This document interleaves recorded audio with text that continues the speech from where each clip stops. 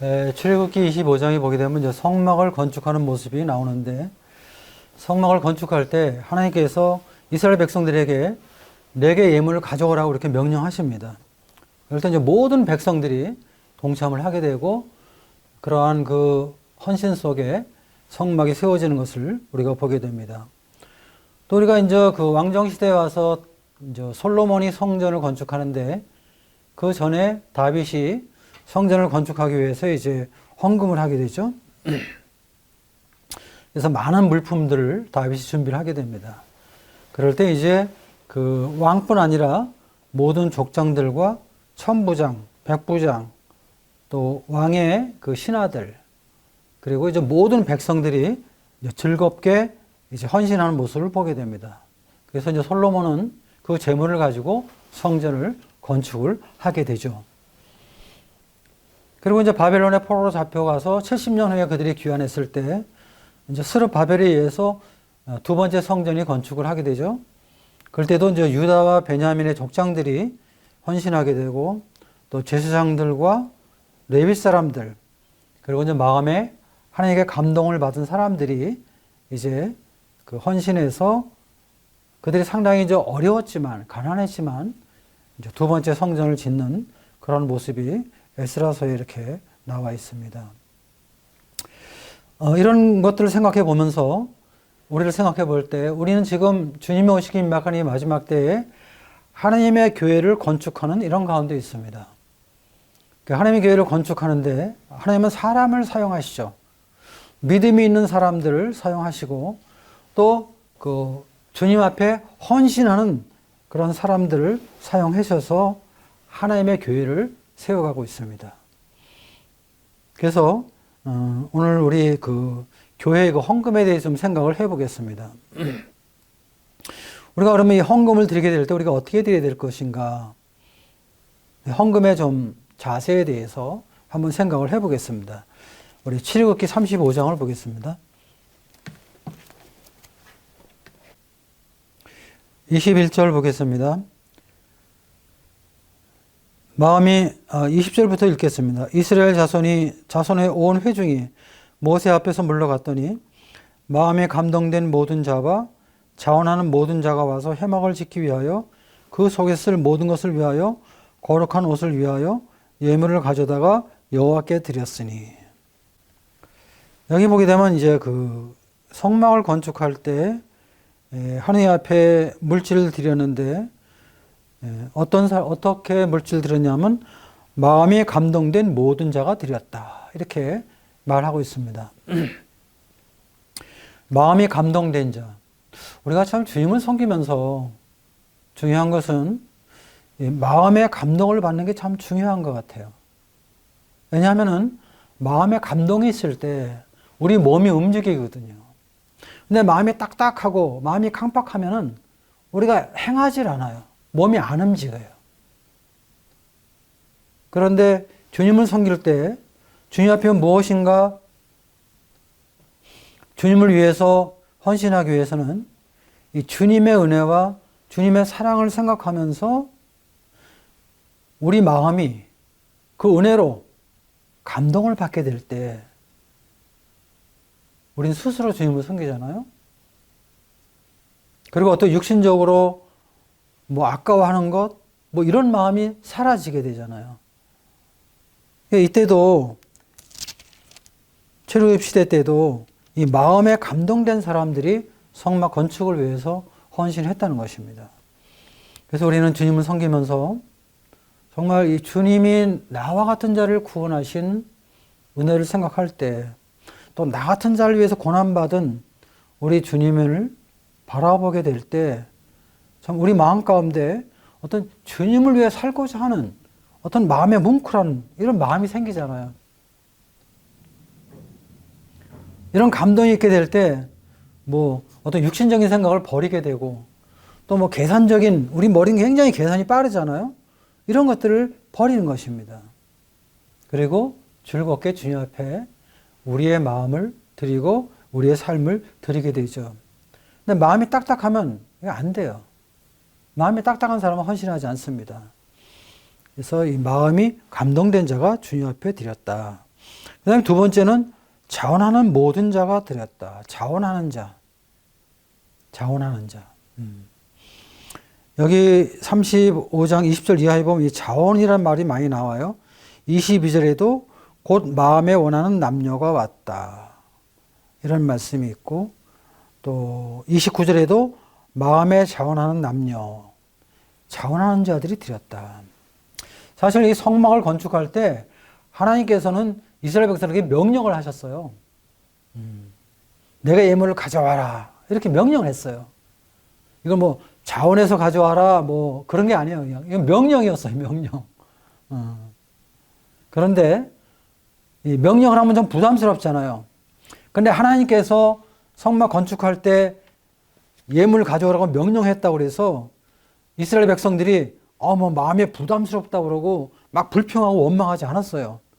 또 그냥 억지로 그냥 의무감으로 이렇게 드리지 않았어요. 자원해서 드렸다. 자원해서. 참 아름다운 말이죠. 자원해서 드렸다. 참 우리가 주님을 섬기는 것은요. 사탄의 방법과는 다르죠. 사탄은 억지로 자기 종을 만듭니다. 강제로 자기 종을 만들어가지고 일을 하게 하는데 하나님의 종들은요. 하나님은 강제로 하나님의 종을 만들지 않습니다. 자원해서 스스로 하나님의 은혜를 기억하고 자원해서 주님을 섬기는 것이죠. 어떤 그 강요, 어떤 억지로 그렇게 하는 게 아닙니다. 사실 우리가 주님을 섬기는 것은요. 율법 아래에 있을 때는 우리가 억지로 하잖아요. 사실은. 또 의무적으로 하잖아요. 근데 구원받고 나서 주님의 은혜 아래에 있을 때는 이제 그런 마음이 우리가 없어지죠. 주님의 은혜에 감사해서 내 스스로 자원해서 주님을 섬기게 되는 것이죠. 이 자원하게 될 때 어떻게 돼요? 우리는 최선의 헌금을 할 수 있는 것입니다. 자원할 때. 누가 명령하고 막 억지로 하게 되면요. 그냥 어떻게 하면 적게 할까 이렇게 하게 되잖아요. 근데 이제 자원하게 될 때 스스로 자기가 하게 될 때는요. 가장 많은 것을 드릴 수 있습니다. 그다음에 세 번째는 즐거이 드렸다. 즐거이 드렸다. 35장 29절에 보면은 마음에 자원하는 남녀는 누구나 여호와께서 모세의 손을 빌어 명령하신 모든 것을 만들기 위하여 물품을 드렸으니 이것이 이스라엘 자손이 여호와께 자원하여 드린 예물이니라. 개역 성경에는 즐거이 드렸다, 즐거이 드렸다라고 나와 있어요. 개역 성경에는 즐거이 드린 예물이다. 이스라엘 백성들이 즐거운 마음으로 드렸단 말이에요. 즐거운 마음으로. 또 출애굽기 25장 2절에 보면은 기쁜 마음으로. 역대상 29장 9절에도 그 다윗과 함께한 모든 그 신하들과 백성들이 자원해서 드렸는데 기뻐하였다. 헌금을 들여서 기뻐하였다. 이렇게 말씀을 하고 있죠. 즐겁게 드리는 것이죠. 즐거이 드리는 자. 이 즐거운 마음이 있게 될 때요. 어떻게 돼요? 어떤 아까운 마음이 없어져요. 그리고 이제 즐거운 마음이 있을 때 어떻게 돼요? 계속 주님을 섬길 수가 있어요. 사실 모든 일은 그래요. 즐겁지 않으면 일을 할 수가 없습니다. 억지로 하게 되고 의무적으로 하게 되고 그냥 하다가 그냥 지쳐서 그만둬 버리잖아요. 우리가 율법 아래 있을 때 우리가 그랬잖아요. 사실은 율법 아래 있을 때. 근데 즐거운 마음이 있으면요. 계속 하는 거예요. 우리가 주님 섬기는 것도 즐거워야 계속 섬기는 거예요. 왜 주님 섬기다 도중에 탈락하는 사람들이 있습니까? 즐겁지 않으니까. 부담스러우니까. 근데 즐거우면 계속 주님을 섬길 수가 있는 것이죠. 그래서 우리가 이 마음에 감동이 되고 또 자원해서 또 즐거운 마음으로 우리 주님을 섬기는 것. 모든 걸 헌신하는 것. 이것이 주님의 은혜 안에서 구원받은 성도들의 합당한 드림의 태도이다. 이렇게 생각을 합니다. 이렇게 하기 위해서는 우리는 어떻게 돼야 될까요? 우리가 고린도 후서에 있는 말씀 한 절 읽어보겠습니다. 고린도 후서 8장입니다.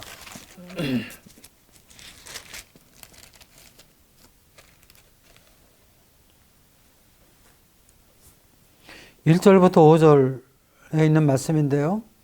참 이 말씀 읽을 때마다 참 큰 감동이 돼요. 8장 1절 형제들아 하나님께서 마게도냐 교회들에게 주신 은혜를 우리가 너희에게 알리노니 환난의 많은 시련 가운데서 그들의 넘치는 기쁨과 극심한 가난이 그들의 풍성한 연보를 넘치도록 하게 하였느니라. 내가 증언하노니 그들이 힘들어할 뿐 아니라 힘에 지나도록 자원하여 이 은혜와 성로 섬기는 일에 참여함에 대하여 우리에게 간절히 구하니 우리가 바라던 것뿐 아니라 그들이 먼저 자신을 죽게 드리고 또 하나님의 뜻을 따라 우리에게 주었도다. 참 이 마케도니아 성도들의 헌신은 참 놀랍죠. 그런데 이 사람들이 이렇게 놀랍게 드릴 수 있었던 근본적인 원인이 무엇이었을까요? 5절에 보니까 그들이 먼저 자신을 죽게 드리고 또 하나님의 뜻을 따라 우리에게 주었도다. 먼저 자신을 주님 앞에 드렸다. 이렇게 말하고 있습니다. 그래서 우리가 주님을 섬기는 데서 가장 중요한 것은 먼저 우리 자신을 주님 앞에 드리는 것이 필요합니다. 우리의 삶을 드리게 될 때 그 다음에 이제 우리가 마음의 감동을 받을 수 있고 또 자원해서 주님을 섬길 수 있고 또 즐겁게 드릴 수가 있는 것이죠. 그럼 우리가 이 헌금을 언제 해야 됩니까? 이 헌금을 우리가 이제 해야 되는 것이 나와 있는데 고린도전서 16장입니다.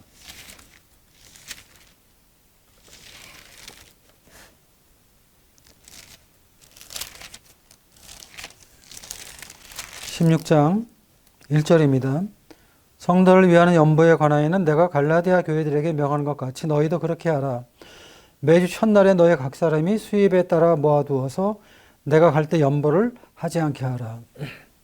연보는 이제 매주일 첫날에 이렇게 했던 것을 보게 됩니다. 그래서 우리가 헌금을 할 때 매주일 첫날에 이렇게 규칙적으로 드리는 이런 것을 보게 되죠.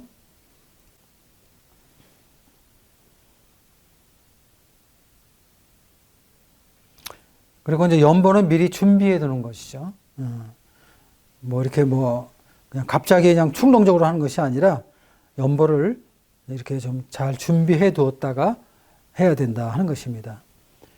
연보는 어떤 사람들이 합니까? 구원받은 성도들이 하는 것이죠. 매주 첫날에 너희 각 사람이, 그러니까 이 고린도 교회에 모이는 사람들, 구원받은 성도들이죠. 구원받은 그리스도인들만이 연보, 헌금에 참여할 수가 있죠. 그래서 구원받지 않은 사람들은 헌금할 자격이 없습니다. 그래서 구원받은 사람들은 헌금하지 않아도 괜찮아요. 이 헌금은 구원받은 사람만이 하는 것입니다. 하나님 앞에 무엇을 드릴 수 있다는 것은 이것은 성도의 특권이에요. 그리스도인들의 특권입니다. 그래서 우리가 뭐 이 헌금, 뭐 이런 헌신 이런 얘기 나오면 굉장히 부담스럽게 여기는데 이건 부담스러운 것이 아니에요, 사실은. 우리가 기쁨으로 하면 되는 것입니다. 물론 형편이 안 되고 어려운 분들이 계시죠. 그런 분들은 안 하셔도 관계없죠. 그런 분들은 오히려 교회가 도와야 되잖아요. 구제해야 되는 것이죠. 그렇기 때문에 우리가 연보하는 것에 대해서 헌신하는 것에 대해서 부담을 느끼는 것은 합당하지 않다고 생각이 듭니다. 이것은 주님 믿은 성도들의 특권입니다. 그리고 연보는 쓰고 남은 것이 아닌 또 미리 준비된 것들이 이렇게 하나님 앞에 드려져야 된다 하는 것이죠. 헌금을 우리가 얼마큼 해야 될까요? 여러분들 헌금을 어떻게 하십니까? 얼마큼 하십니까? 여기 16장 2절에 보니까 너희 각 사람이 수입에 따라 모아두어서 내가 갈 때의 연보를 하지 않게 하라. 각 사람이 수입에 따라서 하라는 것입니다. 이익을 얻은 대로 비례해서 드릴 것을 이렇게 말하고 있습니다. 그러니까 많이 버는 사람들은 좀 많이 하나님 앞에 드릴 수 있겠죠. 또 수입이 좀 적은 사람들은 또 그 수입에 비례해서 좀 적게 드릴 수 있는 것이죠. 그래서 각 사람이 수입에 따라 헌금을 할 것을 말하고 있어요. 우리 이제 레위기에 보게 되면 이제 하나님 앞에 이제 제사 드리는 게 나오잖아요. 뭐 번제니 뭐 소제니, 화목제니 이런 뭐 제사 드리는 것이 나오는데 거기 보면 이제 제물을 드리잖아요.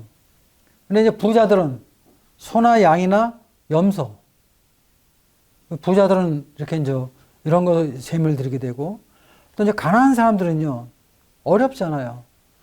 소를 살 돈이 없으니까 그런 사람들은 새나 비둘기로 이렇게 드리게 하는 모습을 우리가 보게 됩니다. 그래서 이익을 얻은 대로 비례해서 하나님 앞에 드리면 된다 하는 것이죠. 그 다음에 이제 고린도후서 8장을 보겠습니다. 8장 11절 이제는 하던 일을 성취할지니 마음에 원하던 것과 같이 완성하되 있는 대로 하라. 할 마음만 있으면 있는 대로 받으실 터이요 없는 것은 받지 아니하시리라.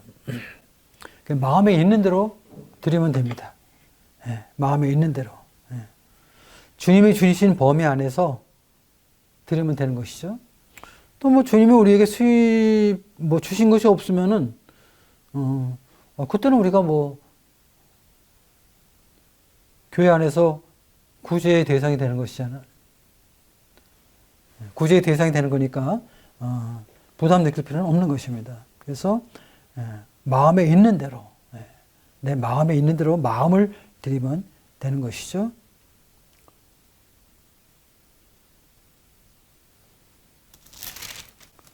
네, 8장 2절에 보면은 환난의 많은 시련 가운데서 그들의 넘치는 기쁨과 극심한 가난이 그들의 풍성한 연보를 넘치도록 하게 하였느니라.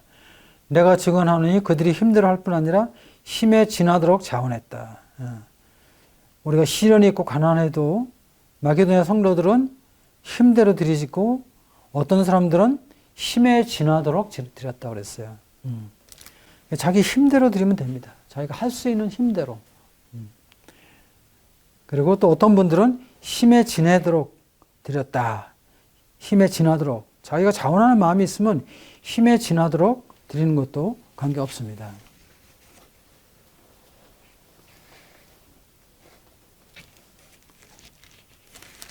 그 다음에 이제 고린도후서 9장 7절을 보겠습니다. 각각 마음에 정한 대로 할 것이요 인색함으로나 억지로 하지 말지니 하나님은 즐거운 자를 사랑하시느니라. 각각 마음에 정한 대로 할 것이요. 우리가 이 헌금 드리는 것은 주님 앞에 기도하면서 자기 마음속에 정해진 대로 자기가 정할 수 있습니다. 그리고 또 우리는 뭐 어떤 지명 헌금도 할 수 있죠. 뭐 선교 헌금을 한다든지 또 어떤 어려운 성도를 위해서 구제 헌금을 한다든지 또 무슨 선교사나 사역자들을 위해서 우리가 또 헌금도 할 수 있죠. 이런 것들은 다 우리가 마음에 정한 대로 할 수가 있는 것입니다. 그리고 이제 하나님은 즐거워내는 자를 사랑하신다. 즐겁게 내는 자를 사랑하신다. 즐겁게 드릴 것을 우리에게 말씀을 하고 있습니다. 그러니까 이 즐거울 때 이 마음에 즐거움이 있으면요 뭐 계산적으로 하지 않습니다. 우리가 어떤 때는 계산적으로 할 때도 있어요.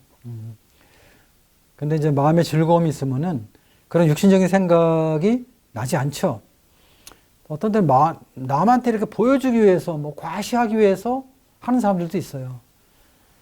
근데 사실 그런 건 합당하지 않대요. 즐거운 마음을 드리게 될 때 우리 마음에 우러나서 드리는 것입니다. 마음에 우러나서. 그럴 때 하나님께서 그런 헌금을 기쁘시게 받는 거죠. 근데 우리가 이제 헌금을 하게 될 때 주의할 사항은 좀 경계할 것이 있는데요. 여기 고린도후서 9장 7절에 나와 있는 대로 인색하지 않게 하자. 인색하지 않게. 우리가 하나님 앞에 헌금하는데 너무 인색하게 하는 것은 그렇게 좋은 것 같지 않습니다. 인색하지 않게 할 것을 성경은 우리에게 말하고 있는데 가능하면 이렇게 후하게 하는 것이 좋겠죠? 그 다음에 억지로 하지 말라는 거죠. 억지로. 사실 우리가 하나님 앞에 헌금한다는 것은 하나님에 대한 사랑의 표시를 하는 거거든요. 감사의 표시를 하는 거예요. 그럼 하나님을 사랑하고 하나님 앞에 감사하게 되면 어떻게 돼요? 기쁨으로 하고 즐거움으로 하고 또 자원해서 하게 되는 것입니다. 그런데 이제 억지로 하게 되면 어떻게 돼요? 이거 의무적으로 하잖아요. 그럼 이건 부담스러워요. 부담이 오는 거잖아요. 억지로 하지 마세요. 억지로. 우리가 이 어떤 그 젊은 사람들을, 젊은 남녀가 사랑하게 되잖아요. 그럼 어떻게 돼요? 돈을 막 쓰잖아요. 사랑하는 애에게 돈 쓰는 거에 대해서 뭐 인색하게 쓰고 억지로 씁니까? 그렇게 하지 않잖아요. 우리가 즐겁게 쓰고, 그리고 뭐 그냥 돈을 더 많이 쓰려고 애를 쓰잖아요, 사실은. 우리가 하나님 앞에서는 그런 마음을 가져야 되지 않을까, 그렇게 생각을 하게 됩니다. 그 다음에 이제 이 헌금은 우리가 은밀하게 하는 것이 좋다는 것이에요. 은밀하게. 우리 마태복음 있는 말씀 보겠습니다.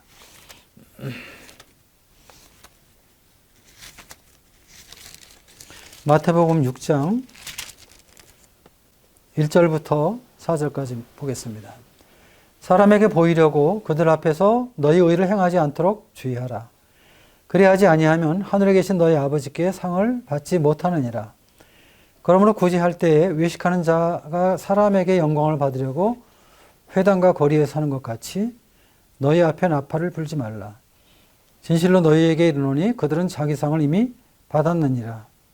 너는 구제할 때에 오른손이 하는 것을 왼손이 모르게 하여 내 구제함을 은밀하게 하라. 은밀한 중에 보시는 너희 아버지께서 갚으시리라. 그래서 하나님은 성경 이 헌금을 할 때 은밀하게 하실 것을 말씀을 하고 있습니다. 여기 그 예수님 시대 때 보면 이 바리새인들은요, 사람에게 보이려고 했잖아요. 그래서 뭐 구제한다든지 뭐 기도한다든지 할 때 뭐 시장이나 이런 골목에 사람들 많이 모여 있을 때 그렇게 행했던 것을 보게 되는데, 그런데 그 사람에게 영광을 받으려고 하는 것이다. 그래서 나팔을 불지 말라고 그랬어요. 회당이나 시장이나 거리에서 나팔을 불어가지고 사람 다 이렇게 모아놓고 거기서 뭐 구제하고 뭐 기도했거든요. 하나님이 이거 가장 싫어하시는 것이죠. 그래서 너는 구제할 때 오른손이 하는 건 왼손이 모르게 하여, 우리가 헌금할 때 은밀하게 할 것을 주님은 말씀하고 있고, 특별히 우리가 마음 가운데 기억해야 될 것은 은밀한 중에 보시는 너희 아버지께서 갚으시리라. 하나님께서 은밀한 중에 보신다는 것입니다. 여러분들, 우리가 헌금하는 것, 우리가 주님 섬기는 모든 것, 사람만 보는 게 아니에요. 하나님이 보신다니까요. 은밀하게 하시는 것도 하나님은 보실 수 있어요. 사람들은 못 보잖아요, 은밀하게 하는 것. 근데 하나님은 은밀하게 하시는 것도 보신다는 것입니다. 그 다음에 우리가 헌금은 정직하게 해야 된다. 정직하게. 우리 사도행전 5장을 보겠습니다.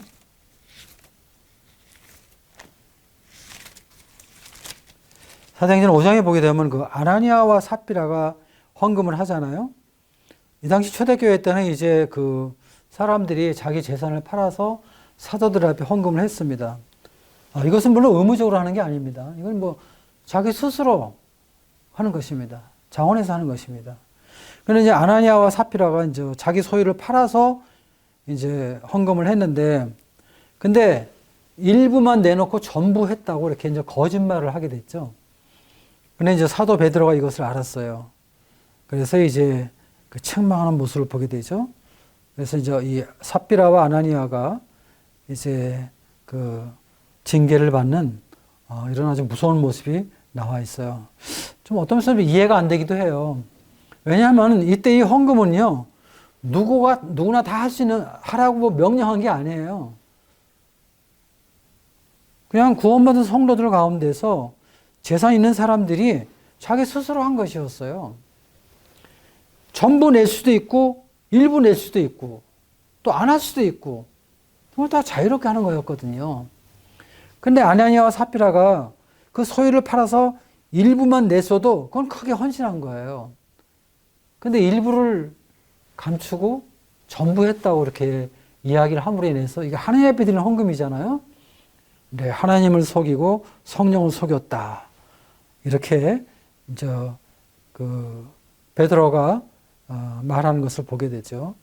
우리가 주님 앞에서 헌금할 때 정직하게 해야 된다 하는 것이죠. 어쨌든 이 헌금은 이 하나님 앞에 대한 감사의 행위입니다. 또 예배의 일부이죠. 그렇죠? 그래서 우리 현재 우리가 가지고 있는 모든 것들이 우리의 것이 아닌 하나님의 것이라는 이런 청지기적인 그런 삶의 태도를 가지고 주님을 섬길 필요가 있다 하는 것을 우리가 마음 가운데 깊이 생각하면 좋겠습니다. 그 다음에 한번 이번에 11조에 대해서 좀 생각을 해보겠습니다. 11조. 11조가 율법이냐 아니냐. 11조를 해야 되냐 안 해야 되냐. 논란이 많죠. 우리가 성경을 보게 될 때 율법 이전에 11조가 있었던 것을 보게 됩니다. 그렇죠? 우리가 창세기 14장 20절에 보면은 아브라함이 멜기세덱에게 10분의 1을 주었어요. 구약의 11조죠. 또 창세기 28장에 보게 되면은 야곱이 이제 바단 아람으로 가면서 베델에서 꿈을 꾸죠. 그러면서 그가 하나님 앞에 소원하기를 내가 이제 다시 아버지 집으로 돌아오게 될 때 11조를 하겠다. 이렇게 11조를 소원하는 이런 모습이 나옵니다. 그러다가 이제 모세 때 11조가 이제 율법으로 명령이 됐어요. 그래서 이제 모세 때 11조는 정식으로 율법이 되었죠. 그래서 이때부터 이 11조는 이제 하나님이 이스라엘 민족에게 명령하신 것이죠. 그래서 이스라엘 백성은 모든 이스라엘 백성들은 의무적으로 하나님 앞에 드리게 돼 있어요. 이것은 뭐 자원하는 마음으로 드리는 게 아니에요. 이거 강제예요. 이것은요. 11조는요. 그렇게 드렸습니다. 그리고 율법 시대 때는 11조는 하나님께 드리면 복을 받고 뭐 안 드리면 재앙을 받는다. 뭐 이런 의식들이 있게 되고 말라기 선지자는 11조를 하나님 앞에 안 드리면은 하나님의 것을 도둑질하는 것이라고 이렇게 말라기서에 기록을 하고 있습니다.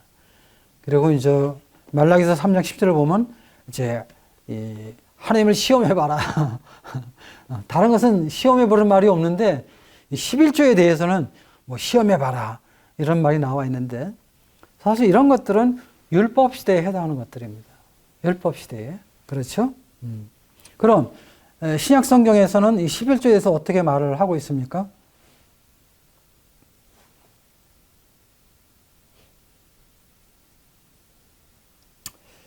사실 이 11조는 그 율법 시대에 해당되는 거기 때문에 은혜 시대에 해당되는 것은 결코 아니에요. 근데 지금도 많은 교회가 구약시대 이스라엘 백성들이 하듯이 11조를 강요하고 또 복을 받는 수단으로 강조하는 것은 이것은 비성경적입니다. 그래서 율법적이에요. 사도 바울은 로마서 10장 4절에서 그리스도는 모든 믿는 자에게 의를 이루기 위해서 율법의 마침이 되셨다고 그랬거든요. 근데 지금 신약 시대에도 이 11조를 강조하고 11조를 뭐 복을 받는 그런 수단으로 뭐 가르치고 기복신앙을 이렇게 유도하는 것은 그것은 잘못되는 것이라고 생각합니다. 그럼 신약의 11조는 어떻게 되어 있나? 이제 11조에 대한 언급이 마태복음 23장에 한 말씀 나와 있습니다. 한번 읽어보겠습니다. 23장 23절입니다. 마태복음 23장 23절 화 있을진저 외식하는 서기관들과 바리새인들이여 너희가 박하와 회향과 근처의 11조는 들이되 율법에 더 중한 바 정의와 긍휼과 믿음은 버렸도다. 그러나 이것도 행하고 저것도 버리지 말아야 할지니라. 이 말씀을 인용해서 많은 분들이 11조를 해야 된다. 예수님이 11조를 부인하지 아니하셨다. 11조 해야 된다고 많이 말씀을 하고 있습니다. 11조에 대한 언급은 이 말씀 한 구절밖에 없고 똑같은 말씀이 누가복음 11장 13절에 나와 있는데요. 근데 이 말씀을 잘 생각해 보고 또 앞뒤의 문맥을 보게 될 때 이 말씀은 11조를 강조한 것이 아닙니다. 11조를 강조한 것이 아니라 하나님 앞에 11조를 드리는 태도를 강조한 것입니다. 11조를 드리는 태도. 박하와 회향과 근처의 11조는 들이되 사실 박하와 회향과 근처에는요 아주 작은 식물들이에요. 이런 것들은 사실은 11조를 드리지 않아도 되는 것들이에요. 그런데 이제 이 바리새인들이 자기들의 그 어떤 규례를 만들어서 이런 것까지 드리지 않아도 되는, 11절 드리지 않아도 되는 이러한 식물까지 11절 드릴 것을 교리로 만들었단 말이에요. 근데 이런 것은 드리면서, 근데 11절을 드리는 중요한 태도가 있는데 그것은 뭐냐 하면은 정의와 긍휼과 믿음. 11절 드릴 때 하나님 앞에 의로운 방법으로 드려야 돼요. 또 긍휼, 인자한 마음으로 드려야 돼요. 믿음을 드려야 돼요. 사실 11절을 드릴 때 하나님에 대한 정의와 자비와 믿음을 가지고 드려야 되는 것이거든요. 근데 이 사람들은 이런 걸 무시해버리고 11절 드렸단 말이에요. 그래서 하나님께서 이것도 행하고 저것도 버리지 말아야 된다, 이렇게 교훈하신 것이지, 이걸 갖다가 11절을 드려야 된다 이렇게 말씀하신 의도는 아니라는 것입니다. 그리고 지금 여기는 마태복음 23장은 15절부터 지금 그 바리새인과 서기관들 책망하시는 거잖아요. 예. 아주 무서운 말이죠. 화에 있을진저. 사랑의 주님께서 화를 말씀하셨어요. 화에 있을진저 외식하는 서기관들과 바리새인들이요 하면서 그들이 11조 하는 것을 엄청 자랑했거든요. 주님, 우리는 11조를 드리고 항상 그걸 자랑했거든요. 그런데 그 11조를 드리되 형식적으로는 이들이 치밀하게 드렸지만 11조가 의미하는 하나님의 뜻, 하나님의 마음에 대해서는 무시했단 말이에요. 그래서 11조를 드릴 때 형식만 드리지 말고 하나님이 말씀하시는 하나님의 뜻과 균형 있게 드려라, 그렇게 해서 말씀하신 것이지, 이 말씀을 가지고 11절 드려야 된다 이렇게 말하기는 좀, 그렇게 해석하기는 좀 어렵다, 이렇게 분별을 합니다. 두 번째, 이 말씀을 하시게 된 그 대상은요, 바리새인이에요. 율법 아래에 있는 바리새인이었다고요. 서기관들이었어요. 12제자들에게 11조를 가르친 게 아니잖아요.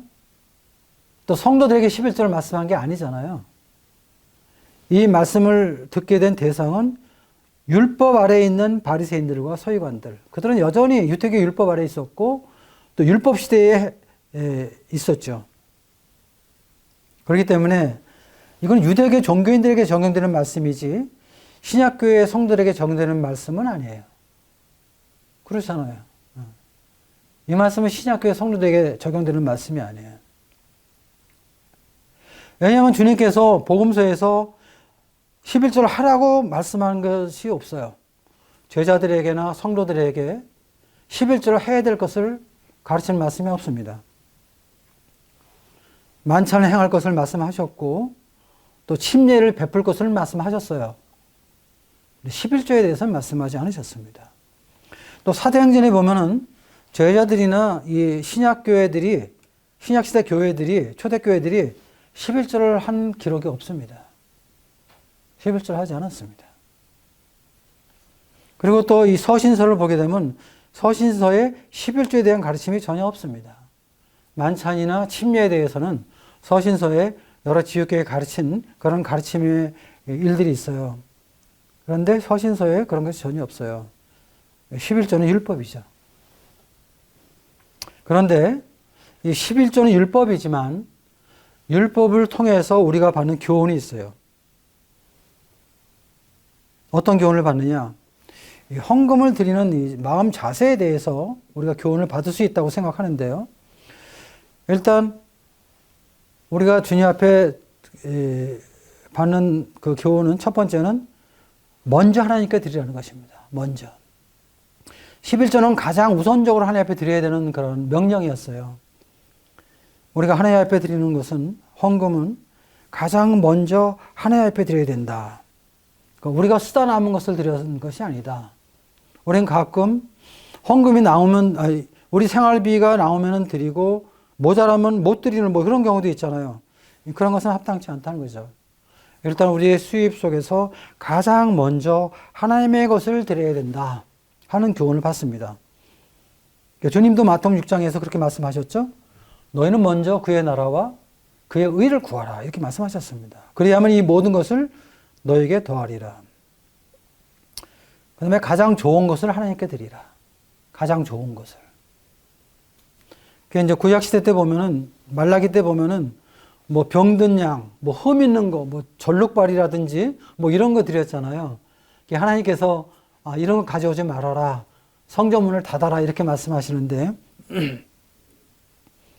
가장 좋은 것을 하나님 앞에 드려야 됩니다.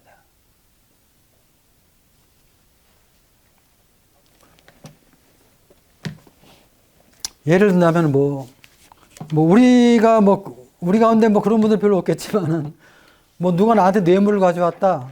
그런 뇌물을 드린다든지, 또 토색한 돈, 어떤 내 지위를 이용해서 남의 돈을 불의한 방법으로 뺏었다든지, 고리 대금을 해가지고 돈을 벌었다든지, 이런 것들을 하나님 앞에 헌금 드린다면은 하나님이 어떻게 생각하실까요?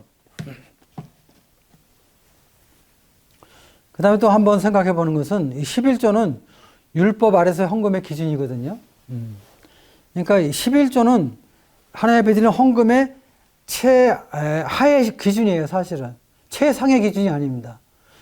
가끔 어떤 분들은 11조가 가장 많이 드린 것으로 말씀하는 분이 있는데, 사실 10에 하나 드리는 것은 최하의 기준이 최상의 기준이 아니에요. 그래서 제 생각은요, 율법 아래에 있는 분들이 10에 하나를 냈다면은 은혜 아래에 있는 성도들은 그 기준보다는 좀 더 높아야 되지 않냐. 좀 그렇게 생각합니다. 어떤 분은 또 이걸 율법이라고 하는데, 글쎄요, 이것이 율법일까요? 네, 그렇진 않죠. 그럼 초대교회 성도들은 헌금 생활을 어떻게 했을까? 11조보다 적게 했을까? 11조보다 많게 했을까요? 예. 초대교회 성도들의 헌금 생활에 대해서 한번 보겠습니다. 우리 사도행전 2장을 또 한번 보겠습니다. 44절 보겠습니다. 믿는 사람이 다 함께 있어 모든 물건을 서로 통용하고 또 재산과 소유를 팔아 각 사람의 필요를 따라 나눠주며. 사실 초대교회 때 성도들은 이렇게 10에 하나 이렇게 드리는 것이 아니죠. 믿는 사람이 모든 물건을 서로 통용했다고 했어요. 그러니까 내 거, 네 거 가리지 않았다는 것이죠. 또 날마다 마음을 같이 하여 성전에 모이기를 힘쓰고 집에서 떡을 떼고 기쁨과 순전한 음식을 먹고 서로 나누는 이런 삶을 살았고, 또 재산과 소유를 팔아 각 사람의 필요를 따라 나눠줬다. 자기 재산과 소유를 내 것이라고 주장하고 내 권리를 가지고 소유하지 않았다는 것이죠. 그것을 팔아서 각 사람에게 나눠줬다는 것입니다. 그런 신뢰가 나오죠. 4장 32절부터 보겠습니다. 믿는 무리가 한 마음과 한 뜻이 되어 모든 물건을 서로 통용하고 자기 재물을 조금이라도 자기 것이라 하는 이가 하나도 없더라.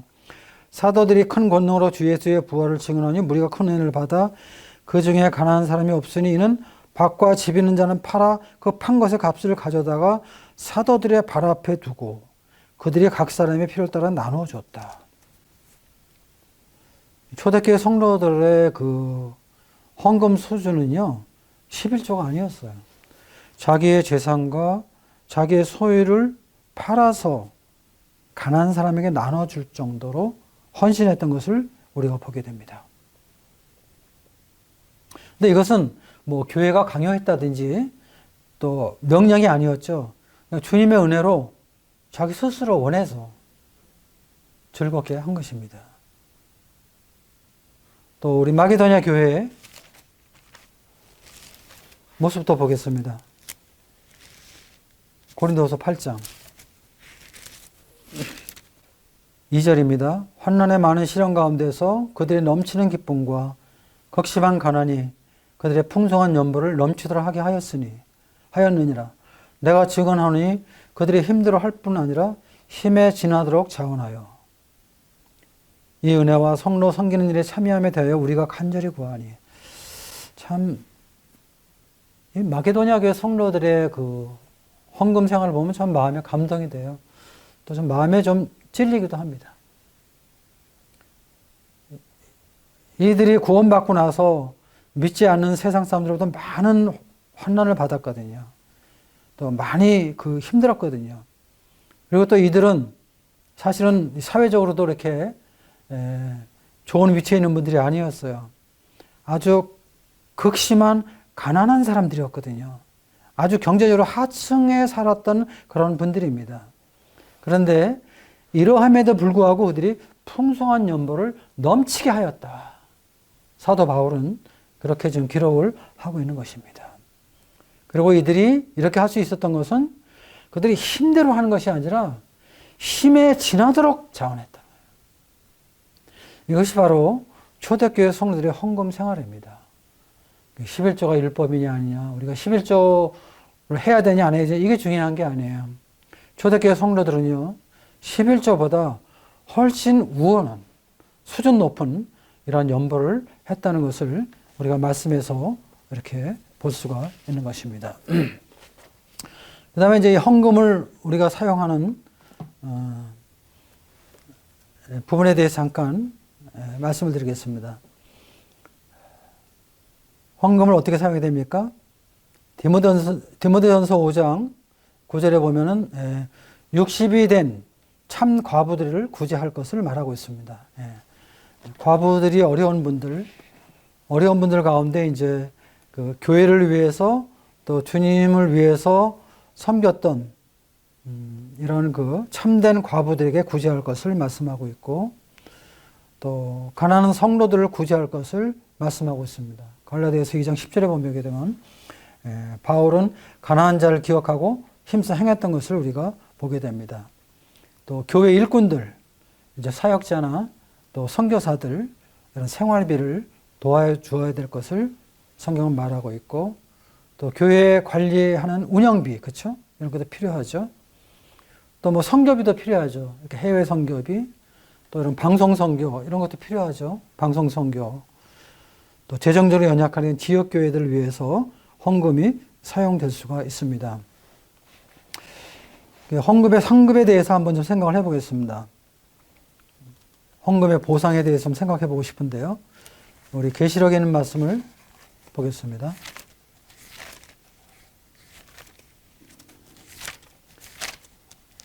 마지막 장 22장 12절입니다. 보라, 내가 속히 오리니 내가 줄 상이 내게 있어 각 사람에게 그가 행한 대로 갚아주리라. 주님이 오실 것을 우리에게 분명하게 약속을 하셨고요. 오시게 되면 어떻게 돼요? 내가 너희들에게 줄 상이 있다는 것입니다. 상이 있다는 것을 또 말씀하셨고, 각 사람에게 그가 행한 대로 갚아줄 것을 주님께서 말씀을 하셨습니다. 그래서 우리에게 이제 상을 주실 텐데, 이 상의 기준이 무엇일까 좀 생각해 봤습니다. 제 생각에는 어떤 액수에 대한 보상이라기보다 자세에 대한 보상이 우선시 될 것이다. 자세에 대한 보상. 우리가 이제 고린도서 3장 10절 이하에 보면 그리스도의 심판대가 있잖아요. 이제 우리가 주님이 재림하시면은 이제 이 세상은 7년 대환난에 들어가게 되고, 그리고 이제 들림받은 이제 성도들은 주님 앞에서 그리스도의 심판대 앞에 서게 되죠. 이것은 어떤 면에서는 그리스도의 시상대입니다. 어떤 일을 심판하기보다는 그 이제 상을 받는 그런 시상대인데요. 근데 이제 상을 받는 기준이 있잖아요. 이제 자기가 일한 그 공력이 이제 불이 지나가서 남아있으면 상을 받고, 이제 타버리면은 상을 받지 못하는 뭐 이제 그러한 그 모습이 나오는데, 그 기준이 어디에 있을까를 좀 생각해 봤습니다. 그래서 어떤 우리가 행한 어떤 행동보다 그 행동을 하게 된 동기, 마음의 동기를 주님이 보시지 않겠느냐, 자세를 보지 않겠느냐. 주님 앞에서 여러 가지로 주님을 섬겼는데 그 섬김의 동기, 그 행함의 동기가 하나님의 영광을 위해서 했느냐, 내 영광을 위해서 했느냐, 또 성령으로 했느냐, 육신으로 했느냐, 감사함으로 했느냐, 의무적으로 했느냐, 또 하나님을 위해 했느냐, 나를 위해 했느냐, 이런 동기에 의해서 주님께서 보상하지 않겠는가, 이런 생각을 저는 해봅니다. 어쨌든 주님께서 우리가 행한 모든 일에 대해서 분명히 상급을 주신다고 말씀을 하고 계십니다. 그리고 주님께서 우리가 주님을 섬긴 대로 그대로 갚아줄 것을, 보상해 주실 것을 우리에게 말씀을 해주고 있습니다. 그래서 우리는 주님 오실 때까지 주님 앞에서 주님 섬기는 모든 섬김에 대해서 우리가 좀 겸손하게 주님을 섬겨야 되겠다, 이런 생각을 해봅니다. 우리 누가복음에 있는 말씀 한 절 보고 마치겠습니다.